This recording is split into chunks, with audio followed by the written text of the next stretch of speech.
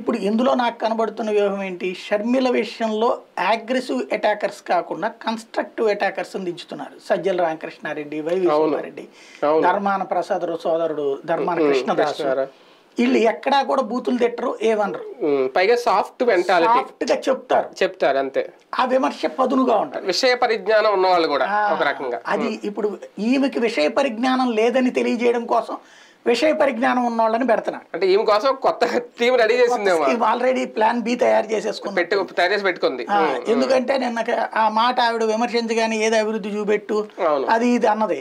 అనగానే ధర్మాన కృష్ణదాస్ ఏం మాట్లాడాడు? అమ్మ నువ్వు పోయే దారిలోనే కదా ఉంది అక్కడ ఉద్దానంది హాస్పిటల్, నువ్వు పోయే దారిలోనే కదా ఉద్దానంలో నీళ్లు ఉన్నాయి, నువ్వు పోయే దారిలోనే కదా గ్రామ సచివాలయం అవి ఉన్నాయి, 2 అడుగులు ఎత్త కనబడేది కదా నీకు అంటున్నాడు. చాలా వ్యూహాత్మక. నేను అక్కడ ఇంకా ఎవరు తిడతారో వీళ్ళు అనుకున్నా, కానీ చాలా వ్యూహాత్మకంగా ధర్మాన కృష్ణదాస్ చాలా సాఫ్ట్ ఆ ప్రాంతం వ్యక్తి కాబట్టి ఆయన సాఫ్ట్ వాళ్ళని దించారు. మన స్టేట్ వైడ్ ఇష్యూకి సజ్జల రామకృష్ణారెడ్డి, వైవి సుబ్బారెడ్డి. ఇప్పుడు డిస్ట్రిక్ట్ వైడ్ ఇష్యూలో ఆ డిస్ట్రిక్ట్ కి సంబంధించినటువంటి సాఫ్ట్ ఫేసుల్ని ఇది వ్యూహాత్మకంగా